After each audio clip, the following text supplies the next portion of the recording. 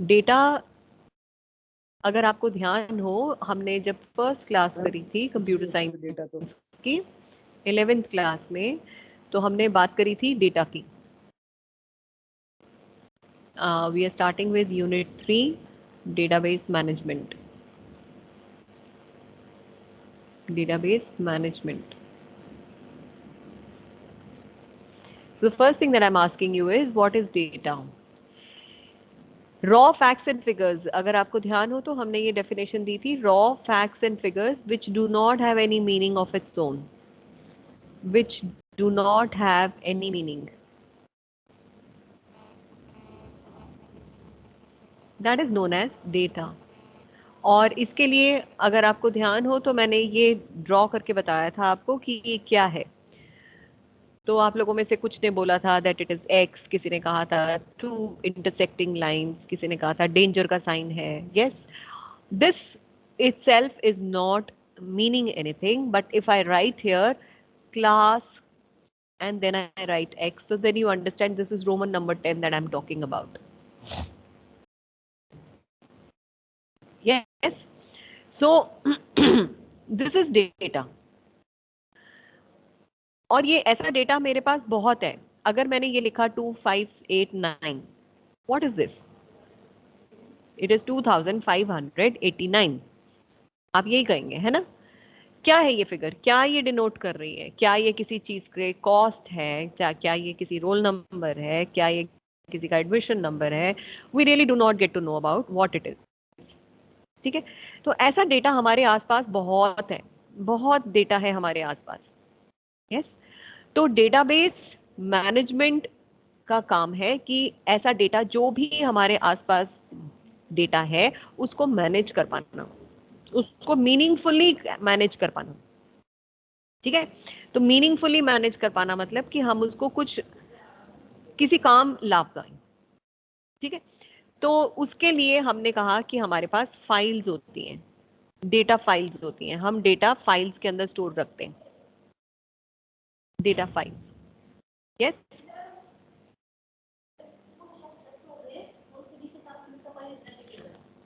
एक second hold करना बेटा.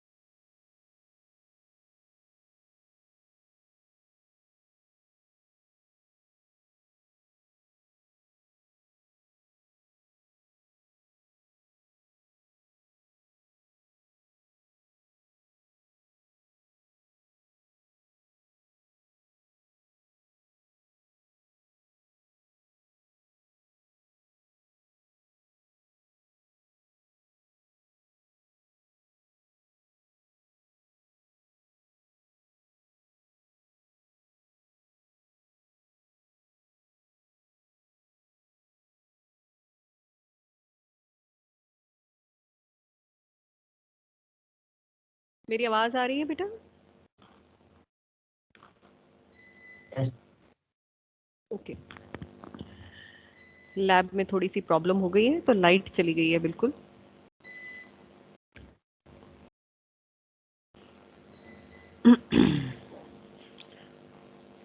चलिए,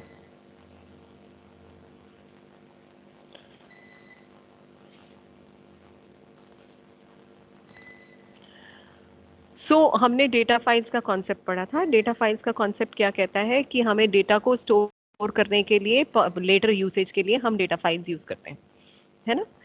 that is one way of storing the data. Okay, there is another way, लेकिन जो डेटा जब हमारे पास डेटा फाइल में स्टोर्ड होता है, उसको एक्सेस करना, उसमें से डेटा एक्सट्रैक्ट करना डेटा बहुत मुश्किल होता है। ठीक है, मान लीजिए मेरे पास डेटा है जिसके अंदर मेरे पास 1 लाख रिकॉर्ड्स हैं, 1 लाख रिकॉर्ड्स हैं। उसमें से डेटा निकालने में टाइम लगेगा। अगर वहीं पर 1000 रिकॉर्ड्स होते तो मेरे को टाइम कम लगता। यस, तो डेटा फाइल में से 1 लाख के डेटा जिसके अंदर है, रिकॉर्ड्स हैं, उसमें से डेटा निकालना थोड़ा मुश्किल होता है। ओके, तो अगर आज हम बात करें कोविड की सिचुएशन की बात करें, कोविड 19 की सिचुएशन की बात करें कि कितने टेस्ट हो रहे हैं, कितने पॉजिटिव हो रहे हैं, कितने नेगेटिव हो रहे हैं, इंडिया की बात करें तो ही बहुत बड़ा डेटा है वो। यस, कितने रिकॉर्ड्स लेंगे, उसमें से कितने रिकॉर्ड्स में से कितना डेटा निकलेगा? यस, कितने पॉजिटिव केसेस हैं, कितने मेल पॉजिटिव हैं, कितने फीमेल पॉजिटिव हैं, कितने एज ग्रुप में अगर डाला जाए, वैक्सीनेशन कितनों का हुआ है, कितनों का वैक्सीनेशन नहीं हुआ है जो पॉजिटिव केसेस आ रहे हैं, कितने लोगों को रिपीट कोविड हुआ है। Yes, so we may need information, we may need data depending on the situation. और जब हमारे पास ये डेटा ऑलरेडी है तो उसमें से डेटा एक्सट्रैक्ट करना एक बहुत ही टीडियस काम होता है।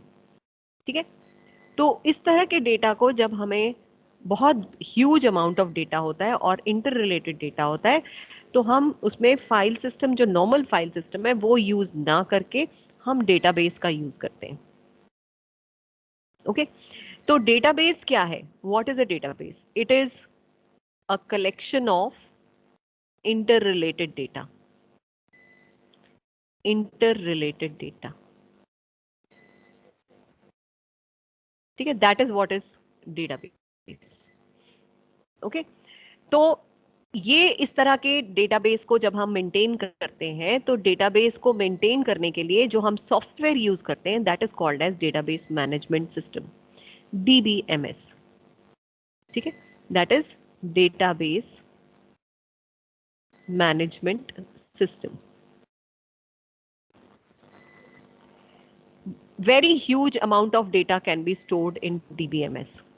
Okay, this helps ताकि हम उसमें से डेटा एक्सट्रैक्ट कर सकें, डेटा रिट्रीव कर सकें। एक्सट्रैक्शन या रिट्रीवल, रिट्रीव कर सकें, रिट्रीव कर सकें मतलब डेटा निकाल सकें उसमें से। ठीक है, तो डीबीएमएस एक इस तरह का डीबीएमएस इस तरह का सॉफ्टवेयर है जिसके अंदर हम बहुत सारा डेटा रख लेते हैं और उसके बाद हम उसमें से डेटा अपने नीड के अकॉर्डिंग, हमारी जरूरत के अकॉर्डिंग हम उसमें से डेटा निकाल सकते हैं। Is this making sense? Yes और no? Yes, ma'am. Okay, so what is DBMS? DBMS is nothing but a software. What is DBMS? It is a database management system software. Okay, और कौन से DBMS software available हैं? जैसे operating system है, operating system is a software, है ना? Operating system itself is a software. और अगर मैं कहूँ कि ऑपरेटिंग सिस्टम के एग्जांपल्स दो, तो आप मुझे कहोगे विंडोज हो गया, एंड्रॉयड हो गया, उबुंटू हो गया, ये सारे हमारे जो हैं वो एग्जाम्पल्स हैं। इसी तरह डीबीएमएस एक सॉफ्टवेयर है। इसकी अगर मैं आपसे पूछूं कि एग्जाम्पल्स क्या हैं, so we have many DBMS software available. The first being, I am writing some of the names: Oracle, Microsoft SQL Server, MySQL, Sybase, Ingres, DB2, बहुत सारे मार्केट में अवेलेबल हैं सॉफ्टवेयर जो कि आप कोई सा भी यूज करके DBMS डेटाबेस मैनेज कर सकते हैं अपना। ठीक है, इसमें से कुछ पेड है, कुछ ओपन सोर्स है। ओपन सोर्स मतलब आप उनको फ्रीली डाउनलोड कर सकते हैं, इंस्टॉल कर सकते हैं, यूज कर सकते हैं, ये ओपन सोर्स है। ओके, सो MySQL ओपन सोर्स सॉफ्टवेयर है, तो हम इसको डायरेक्टली डाउनलोड करके हम इसे यूज कर सकते हैं। Okay, without paying any cost. जबकि ऑरेकल परचेज करना पड़ता है, माइक्रोसॉफ्ट एसक्यूएल सर्वर परचेज करना पड़ता है, साइबेस परचेज करना पड़ता है, इंग्रेस और DB2 भी परचेज करना पड़ता है। तो जो परचेज करने पड़ते हैं वो कौन सी कैटेगरी ऑफ सॉफ्टवेयर होते हैं? वो प्रोप्राइटरी सॉफ्टवेयर होते हैं, प्रोप्राइटरी सॉफ्टवेयर होते हैं। ओके, जो हमें परचेज करने पड़ते हैं। ओके, सो MySQL एक one of the database management system software है जो कि ओपन सोर्स है। अब इसमें डेटाबेस कॉन्सेप्ट्स की अगर हम बात करें तो डेटाबेस कॉन्सेप्ट्स में हमारे पास सबसे पहली डेफिनेशन आती है व्हाट इज अ डेटाबेस, जो हमने करा कि it is a collection of interrelated data, collection of interrelated data.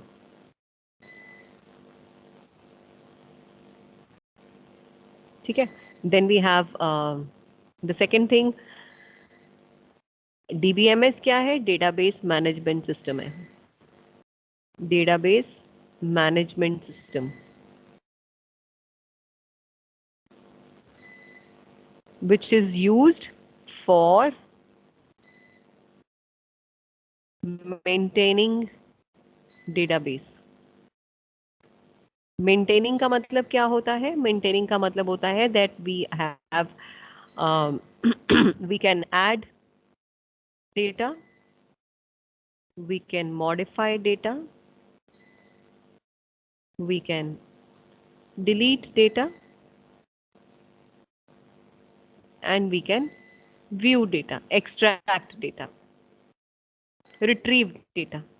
These are the four things that we can do. Okay, तो ये हमारे DBMS के अंदर आता है। ओके, इसके अंदर एक और टर्म आता है RDBMS। इसमें R का मतलब होता है रिलेशनल डेटाबेस मैनेजमेंट सिस्टम्स। अब ये रिलेशनल का क्या मतलब है? रिलेशनल का मतलब है, जैसे अभी हम थोड़ा आगे बढ़ के रिलेशनल डेटा मॉडल पढ़ेंगे, then I will explain you कि रिलेशनल का क्या मतलब होता है। तो डेटाबेस DBMS में इसके बाद जो नेक्स्ट कॉन्सेप्ट रहता है that is database schema. Database schema, now what is database schema? जो डिजाइन होता है डेटाबेस का उसको डेटाबेस स्कीमा कहते हैं। This is the design of the database. ठीक है, जिसके अंदर की हम बताते हैं कि डेटाबेस में कौन सी चीजें रहती हैं। डेटाबेस के अंदर बहुत सारे DBMS सॉफ्टवेयर जब हम यूज करते हैं तो एक डेटाबेस क्रिएट करते हैं। There are many objects of database. Objects of database के अंदर हमारे पास होता है टेबल्स होते हैं, हमारे पास टेबल्स होते हैं, हमारे पास व्यूज होते हैं, हमारे पास ट्रिगर्स होते हैं, हमारे पास इंडेक्सेस होते हैं, हमारे पास कर्सर्स होते हैं,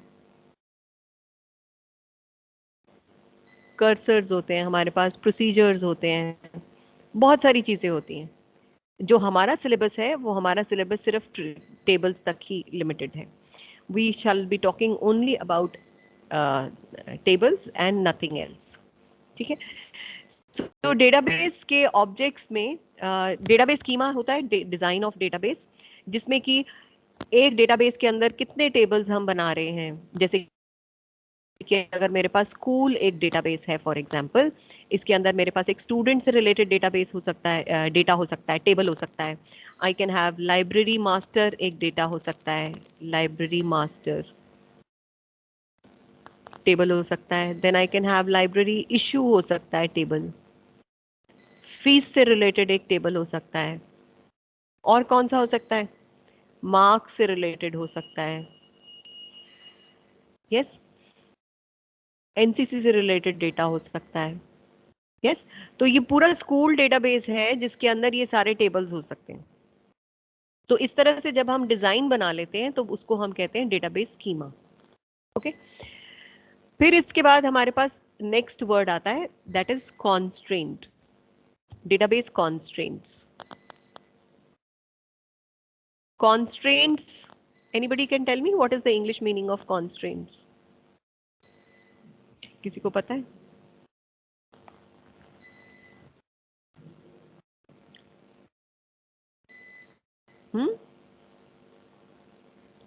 किसी को मालूम है डेटाबेस कॉन्स्ट्रेंट्स? कॉन्स्ट्रेंट्स क्या होता है? What is a constraint? English meaning of constraint क्या होता है? सर्च करके बताइए तो मुझे। एनीबडी?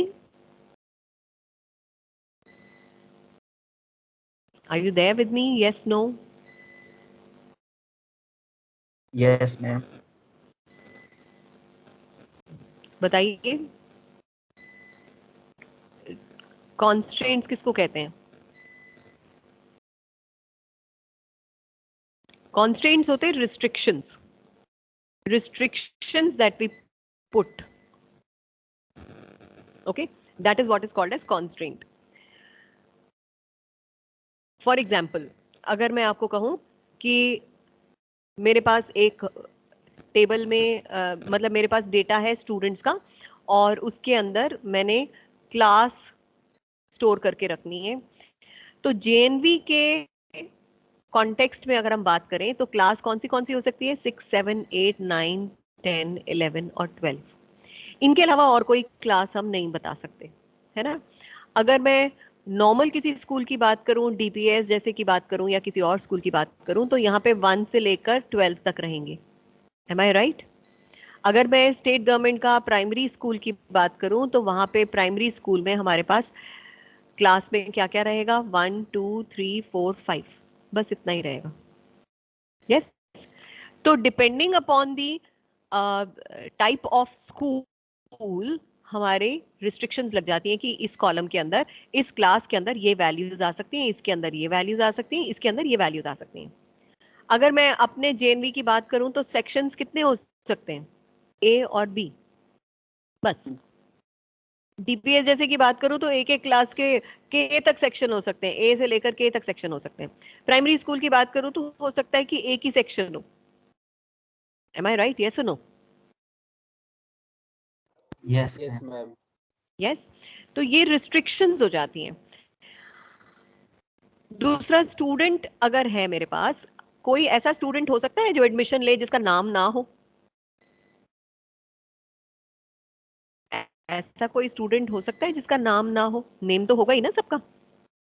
यस तो ऐसी रिस्ट्रिक्शन लगा देना कि नाम खाली नहीं रह सकता, ब्लैंक नहीं रह सकता, तो वो भी एक कॉन्स्ट्रेंट कहलाता है। ठीक है, एक सेक्शन में एक बच्चे को एक ही रोल नंबर मिलेगा या एक स्कूल में एडमिशन नंबर सब बच्चों के अलग अलग रहेंगे, ये भी एक कॉन्स्टेंट है। दो बच्चों के रोल नंबर सेम नहीं हो सकते। ठीक है, तो इस तरह से इसको डेटाबेस कॉन्स्ट्रेंट्स कहते हैं, that is restrictions that we put. Okay, then the third thing, the next thing that we have is meta data. इसको हम डेटा डिक्शनरी भी कहते हैं।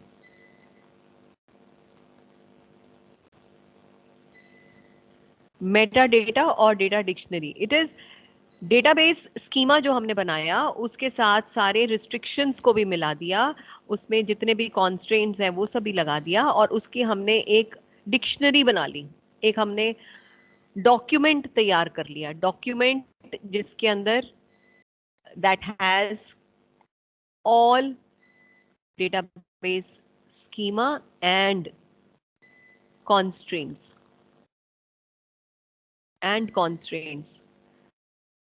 तो मुझे उस डॉक्यूमेंट को देख के पता चल जाएगा कि इस डेटाबेस के अंदर क्या क्या है, उसमें कौन से कॉन्स्ट्रेंट्स लगे हुए हैं। So that is meta data और data dictionary. We say that it is data about data. जो डेटा स्टोर कर रहे हैं उसका डेटा किस तरह से है, data about data. Okay,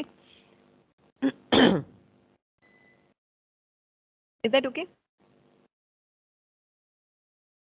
data dictionary. Then we have something called as database instance.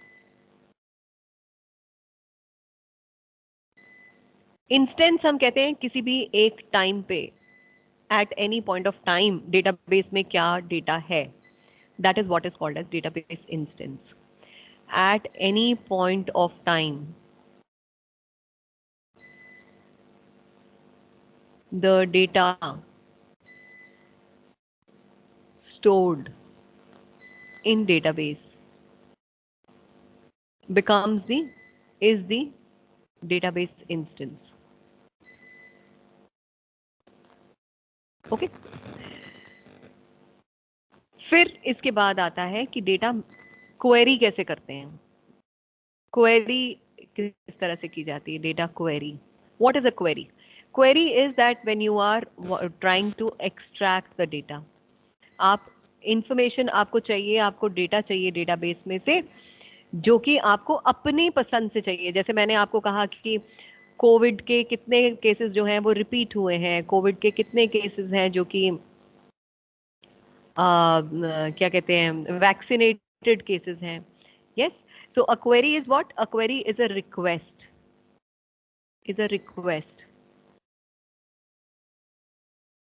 Request for what? To a database to extract information in a desired manner. Information or data in a desired manner.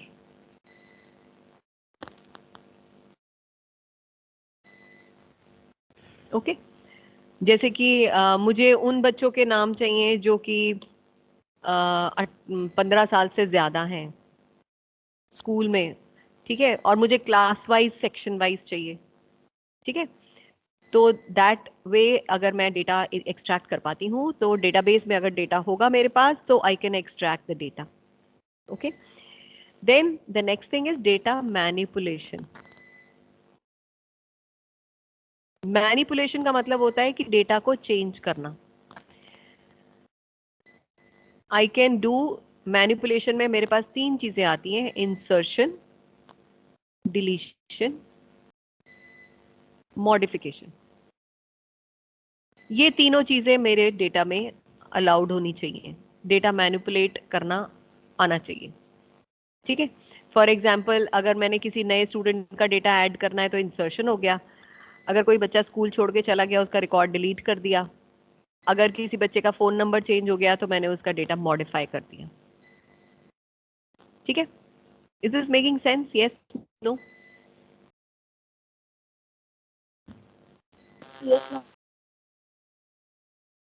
You not audible. Yes, ma'am. Yes, ma'am. Okay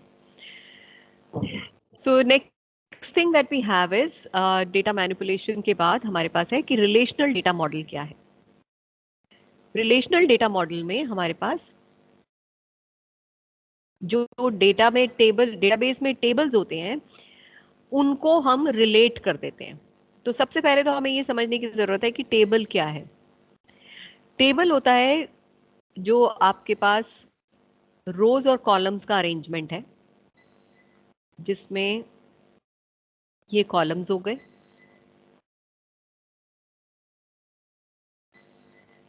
और ये रोज हो गई, ठीक है. It is an arrangement in the form of rose and columns जिसमें हम data store करते हैं, ठीक है. डेटा डेटाबेस में स्टोर नहीं होता, डेटाबेस के अंदर टेबल में स्टोर होता है. Database is a major term. इसके अंदर हमारे पास टेबल्स होते हैं, ऑब्जेक्ट है जो कि डेटाबेस का, इसके अंदर डेटा स्टोर होता है. Data is stored in tables, ठीक है, इसके अंदर स्टोर होता है. ओके फॉर एग्जाम्पल यहाँ पे मेरे पास कॉलम है एडमिशन नंबर, मेरे पास कॉलम है नेम, मेरे पास कॉलम है क्लास, मेरे पास कॉलम है सेक्शन, मेरे पास कॉलम है date of birth. So admission number 1111 Ajay, class 10th section A, some date of birth 1223 Vijay, class 11th B, some date of birth is there. So let us say this is 2005, 07, 02. This is let's say 2006. नहीं, बड़ा चाहिए ना, 4, 8, 1. ठीक है, I can have 1, 3, 1, 1. Sanjay, class 10th, B, 2005, 09, 10. तो ये इस तरह से मेरे पास टेबल है जिसके अंदर मेरे पास रोज हैं और कॉलम्स हैं. ठीक है, और हर कॉलम का नाम है, रो का नाम नहीं है, कॉलम का नाम है. Yes, so these are the column names. Okay, तो ये जो कॉलम नेम्स हैं इनको हम कहते हैं, ये जो कॉलम नेम्स हैं इनको हम एट्रीब्यूट्स भी कहते हैं. These are the column names. Column names और एट्रीब्यूट्स. ठीक है, और ये वर्टिकल सबसेट है, इसके नीचे जो है ये वैल्यूज है. तो ये हमारा कॉलम है, ये ऐसे वर्टिकल सबसेट है.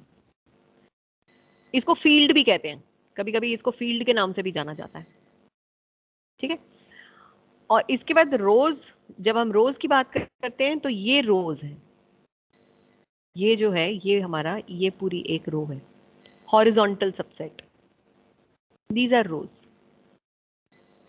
ठीक है, रोज को हम टपल्स भी कहते हैं, रिलेशनल डेटा मॉडल में हम इसको टपल्स कहते हैं. ठीक है, और कभी कभी हम इनको रिकॉर्ड्स भी कहते हैं. ठीक है, तो ये सिनोनिम्स हैं, रोज, टपल्स, रिकॉर्ड्स, और ये फील्ड, कॉलम और एट्रीब्यूट. ओके, हॉरिजॉन्टल रोज होती हैं और वर्टिकल कॉलम्स होते हैं.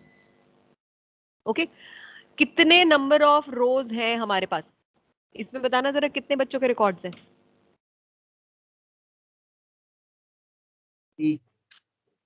3 है ना, 3 है ना.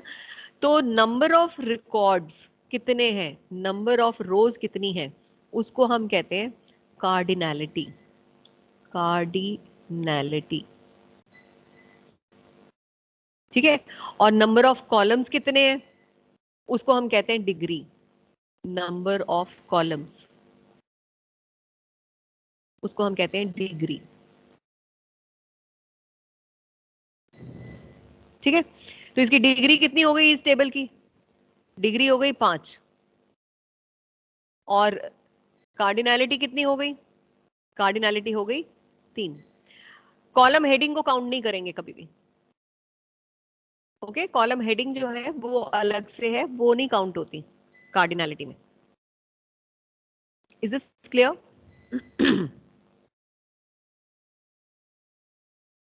यस और नो? एक टेबल समझ में आया, टेबल का स्ट्रक्चर? Yes, ma'am. यस. ठीक है, इसके आगे Yes. रिलेशनल डेटा मॉडल में क्या होता है कि हम एक से ज्यादा टेबल्स अगर हमारे पास होते हैं तो हम उनको रिलेट कर लेते हैं. इसके बारे में हम कल डिस्कस करेंगे. Okay, so I'm stopping here for the day today. What we have discussed about database, what is a database,